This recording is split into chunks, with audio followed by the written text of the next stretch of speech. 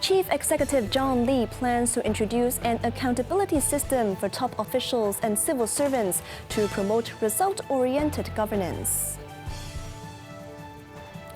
The death toll in a fiery air crash in India yesterday has risen to 265 after authorities confirmed at least 24 people died on the ground.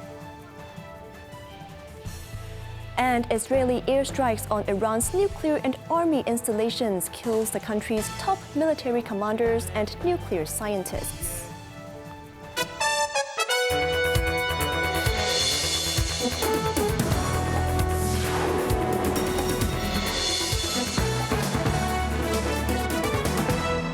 Good evening, you're watching Cable News. I'm Cheryl Yun. Chief Executive John Lee said his administration is reviewing the introduction of an accountability system to enhance efficiency among high-ranking government officials and civil servants. Underperformers should be questioned over administrative lapses, and assessments could impact career advancement and salary increments for officials.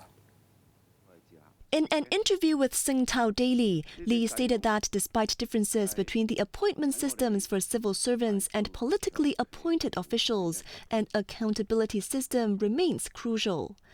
Lee said if department heads fulfill their leadership roles and manage daily operations effectively, serious issues or recurring problems can be easily avoided, highlighting the need to improve the government's efficiency and address persistent administrative failures. Stressing for a more result-oriented approach, the city's chief revealed plans to reinforce the leadership role of senior officials while integrating with existing mechanisms. One possible measure is withholding salary increments. If problems involve disciplinary issues, they would be addressed through established procedures. To implement the reformed governance culture, Lee added that Chief Secretary for Administration Eric Chan will oversee the system's implementation. Addressing public concerns over the closure of businesses, Lee urged Hong Kongers to look at the bigger picture, stating that the city remains full of opportunities. Maintaining an optimistic outlook, Lee stressed that businesses will have to adapt to the changing economic environment, and traditional commerce has to upgrade. All but one of the 242 people on board an Air India flight were killed when it crashed yesterday in the western Indian state of Gujarat. The Boeing 7878 aircraft en route to London plowed into the hostel of a medical college shortly after takeoff, killing an unknown number of people on the ground. Scarlett Chan reports. Relatives of the victims who died in the crash gathered outside the civil hospital in the city of Ahmedabad to provide DNA samples to help in the identification of the bodies. Close to 100 bodies have been recovered from the disaster site, which spans a large area as the aircraft disintegrated after the explosion. Indian Prime Minister Narendra Modi visited Ahmedabad, where he met the sole survivor of the crash, Vishwas Kumar Ramesh, who is a British national. Modi also met with other survivors who were on the ground when the crash happened. The aft section of the plane is still lodged in the building of the hostel, which was severely impacted by the crash. Yesterday, the London-bound Air India flight AI-171 took off from Ahmedabad with 230 passengers and 12 crew members. The pilot declared an emergency after clearing the runway, but there was no contact with the aircraft after that. The cause of the crash is under investigation, but the Boeing 787 climbed just over 600 feet before falling back down to the ground. It is not yet confirmed how many people were killed on the ground, and authorities fear the overall death toll to be somewhere close to 300. President Xi Jinping extended condolences to Indian President Draupadi Murmu and Prime Minister Modi over the tragic crash. He also sent condolences to Britain's King Charles over the heavy British death toll. There were 169 Indian nationals, 53 Britons, 7 Portuguese nationals, and 1 Canadian on the flight. Scarlett Chan, Cable News. Back locally, the standby signal number 1 will stay in force, and the observatory will consider raising the alert to the strong wind signal number 3 tomorrow afternoon, as severe tropical storm Wu Tip is forecast to move north, skirting the western coast of Hainan. Wu Tip is expected to move across Beibu湾tonight and tomorrow morning. maintaining a distance of 500 kilometers or above from Hong Kong for most of the time. The standby signal number 1 will remain in force at least until noon tomorrow. According to the present forecast track, Wu Tip will turn northeastwards gradually. It will make landfall near Leizhou Peninsula during the day tomorrow, and then move across the vicinity of the Guangdong-Guangxi boundary. Local winds in Hong Kong will strengthen tomorrow, reaching gale force on high ground with occasional heavy squally showers. The observatory will assess issuing a higher signal based on Wu Tip's intensity, proximity, and local wind changes. In Hainan, tens of thousands have been evacuated due to Wu Tip's gales and heavy rains. Ledong County faces severe conditions with fallen trees and flooding. In Sanya, strong winds uprooted trees along the coast. Sanya Phoenix International Airport cancelled all flights today, with operations expected to resume tomorrow afternoon. Rail services across Hainan are suspended, and schools in 12 cities and counties, including Sanya, Ledong, and Changjiang, are closed. A motorcyclist was killed after being hit by a container truck in the Nanwan Tunnel in Qingyi this morning. Around 8:30 a.m., the 20-year-old victim had stopped on the shoulder to put on his rain gear and pulled into the lane when the truck, traveling in the same direction, hit the two-wheeler and dragged it along over a distance before stopping. The rider suffered severe head injuries and was declared dead at the scene.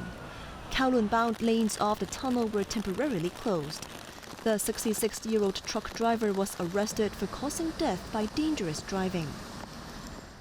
Earlier, a 5-vehicle pile-up in the airport-bound lane of the Tingma Bridge caused severe traffic congestion during the morning rush hour. 4 private cars and a taxi were involved in the accident, which occurred around 7:30 a.m. One car ended up on top of the taxi. The fast lane towards the airport was closed and traffic had to merge to get into the other 2 lanes. The lower deck of the bridge was opened to ease the congestion. 3 people suffered minor injuries and were sent to Yanchai Hospital in Chunwan. Guangdong's Nansha district is actively developing its Qingsheng area to align it with Hong Kong and build a stronger business connection with the SAR. Undersecretary for Commerce and Economic Development Bernard Chan stressed that Hong Kong is committed to helping mainland companies go global. Evelyn Bai reports. Speaking at a promotional event in Wan Chai, Chen noted that currently more than 3,000 Hong Kong enterprises have set up their offices in Nansha. Concessionary tax rates offered in Nansha has made the district very attractive for business. As a leading global financial center, Hong Kong can provide diverse financing channels for enterprises in Nansha, helping them go global and attract foreign investment, Chen added.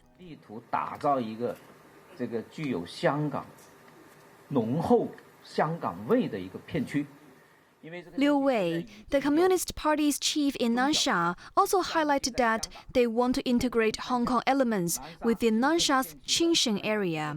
Taking the education sector as an example, Liu said a school in the area is using Hong Kong curriculum from primary 1 all the way through high school. Local authorities have also proposed using English and traditional Chinese characters for road signs in the area. Qingsheng is one of the stations on the Guangzhou-Shenzhen-Hong Kong Express rail link and is just 40 minutes away from West Kowloon. Evelyn Bai, Cable News. Investors, industry leaders, and representatives from government and academia from over a dozen countries gathered at the Hong Kong University of Science and Technology for Unicorn Day, one of the largest entrepreneurial events in the SAR. More than 100 local startups displayed a wide array of cutting-edge tech products, fostering global innovation exchange and sharing partnerships. Scarlett Chan reports. Among the showcase technologies was an AI-powered system designed to combat counterfeit products and protect consumer rights. By capturing close-up images of materials and labels, users can upload them for AI analysis, which can generate authenticity results with 99% accuracy within 10 minutes. This year marks the third Unicorn Day, featuring technologies ranging from health products and biotechnology to AI chips and more.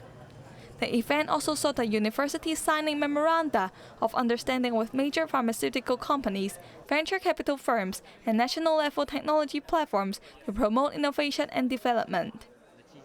HKUST highlighted the high risk faced by startups, particularly in securing external funding.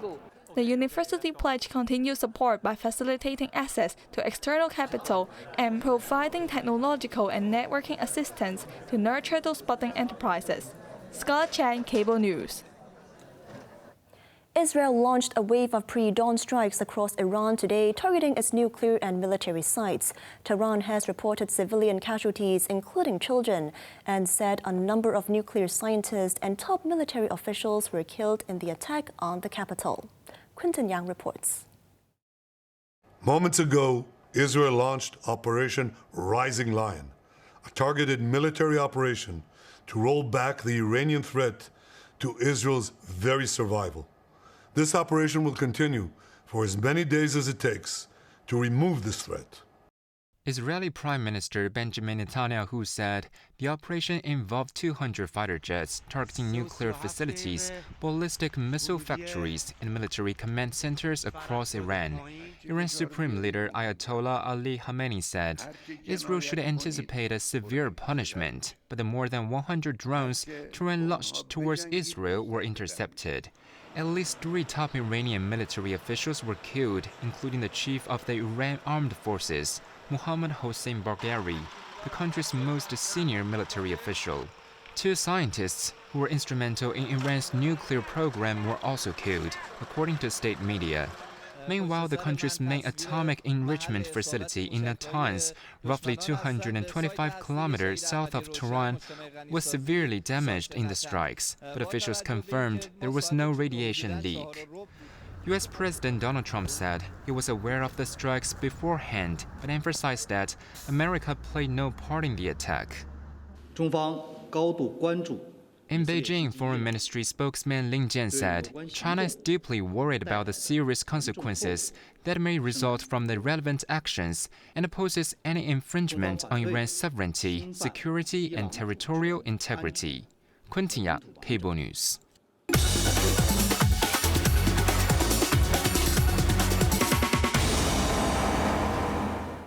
Let's take a look at the markets. The Hang Seng Index ended the day down 142 points. Top active stocks of the day, Alibaba was down $2.60. Tracker Fund was down 20 cents. Meituan was down $2.80. BYD Company was down $3.30. On to the weather now. Cloudy with occasional squally showers and thunderstorms tomorrow. Winds will strengthen gradually, reaching gale force on high ground. Expect a wet and windy weekend.